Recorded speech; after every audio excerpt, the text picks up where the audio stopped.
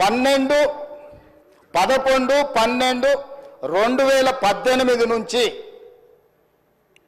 9/12/2023 నేను బాధ్యత తీసుకునే వరకు 5 సంవత్సరాలు కరెక్ట్గా లెక్కగట్టి ఈ 5 సంవత్సరాలలో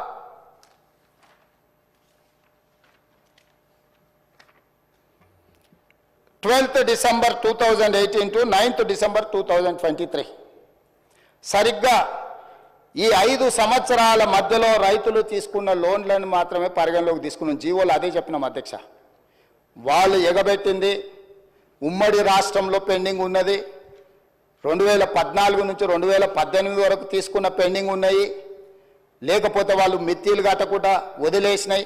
ఇవన్నీ లెక్క కడితే రైతుల ఎస్ఎల్బిసి బ్యాంక్ ఏం చెప్తుంది అధ్యక్ష? టోటల్గా రాష్ట్రంలో ఉన్న రైతుల కమతాలు, రైతుల యొక్క ఖాతాల నెంబర్ చెప్పి ఆ రైతుల నుంచి మాకు ఎంత బకాయిందో టోటల్గా చెప్పారు అధ్యక్ష. ఆ టోటల్ నుంచి 12 డిసెంబర్ 2018 నుంచి 9 డిసెంబర్ 2023 వరకు ఈ 5 సంవత్సరాలలో ఎంతమంది రైతులకు ఎంత బకాయి ఉందో ఆ వివరాలు ఇవ్వండి అని చెప్పి ఆ వివరాలు తీసుకొని మేము రుణమాఫీ చేసినాం అధ్యక్ష. ఇప్పుడుగా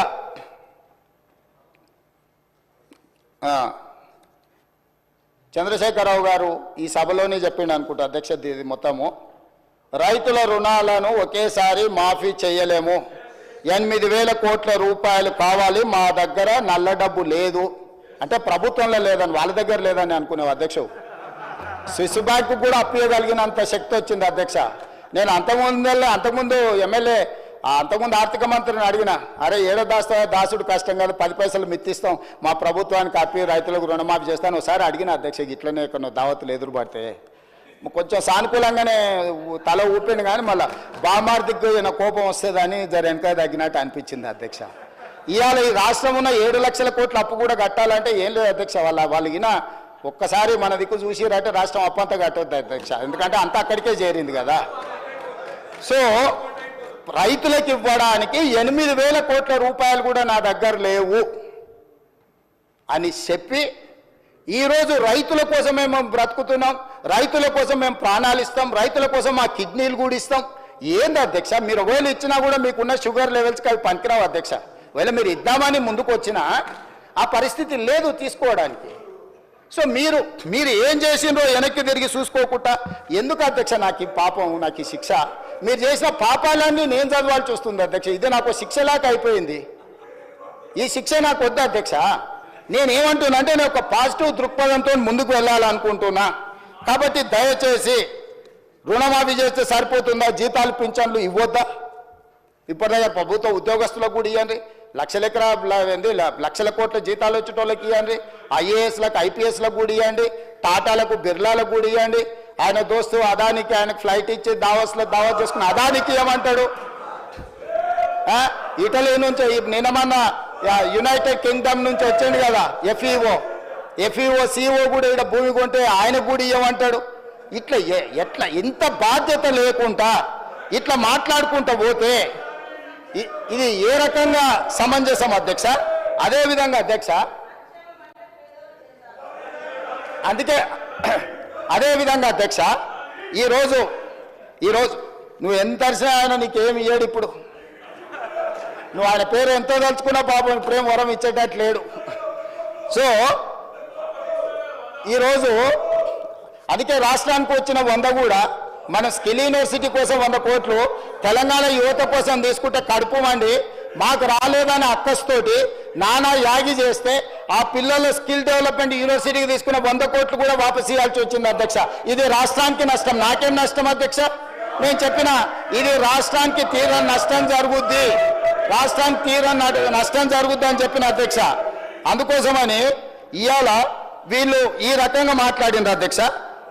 ఈరోజు మిగతా 2 లక్షల పైన ఉన్న వాళ్ళ గురించి కూడా మా మిత్రుడు శంకర్ అది కూడా చేస్తే బాగుంటుంది అని మేము ముందే చెప్పినాం అధ్యక్ష. అసలు మా ఎన్నికల మేనిఫెస్టోలో ఏముందో ఒకసారి చూడమని చెప్తున్నా.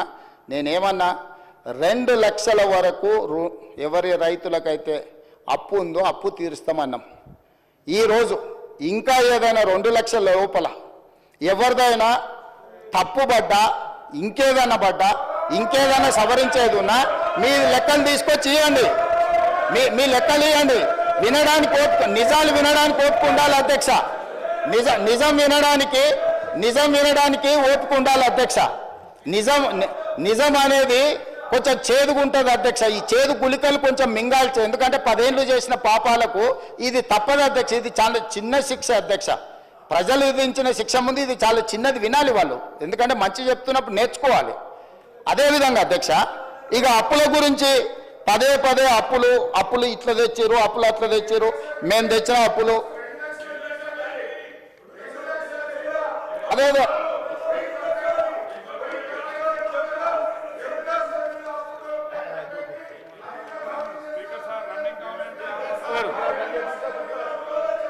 హరీష్ రావు గారు,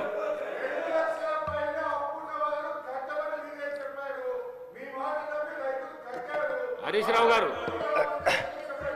అధ్యక్ష, మీకు అవకాశం వచ్చినప్పుడు మాట్లాడండి. అధ్యక్ష, నేను మళ్ళీ తమరి ద్వారా చెప్తున్నా, మాట తప్పని మడమ తిప్పని రాజకీయ పార్టీ కాంగ్రెస్ పార్టీ. 2004లో కరీంనగర్ గడ్డ మీద శ్రీమతి సోనియా గాంధీ గారు తెలంగాణ ప్రజల యొక్క ఆకాంక్ష నాకు తెలుసు, మీ ఆకాంక్ష నెరవేరుతుందని చెప్పి చంద్రశేఖరరావు గారు సభలో లేకపోయినా, అధ్యక్ష ఇది వినాలి, తెలంగాణ సమాజానికి తెలవాలి, హరీష్ రావు గారు, తెలంగాణ బిల్లు సభలోకి వచ్చినప్పుడు చంద్రశేఖరరావు గారు సభలో లేకపోయినా సెంట్రల్ హాల్లో వారు గప్పాలు కొడుతున్నా తెలంగాణ బిల్లు పాస్ చేసి తెలంగాణ రాష్ట్రం ఇచ్చిన గొప్ప నాయకురాలు సోనియా గాంధీ గారు. ఇది నేను కాదు, ఇక్కడనే నిలబడి మాట్లాడింది చంద్రశేఖరరావు గారు. తెలంగాణ రాష్ట్రానికంటే ముందు వారి ఇంటికి వెళ్ళి ఆడ అరుస్తున్నాయన బోర్ల బొక్కల వండుకొని సోనియా గాంధీ గారికి కాళ్ళు పట్టుకొని నమస్కారం పెట్టిన సంగతి అప్పుడే మర్చిపోయినారు. ఎందుకంటే కృతజ్ఞత లేని మనుషులను మనం ఏం ఆశించలేము. సో ఈరోజు ఆంధ్రప్రదేశ్లో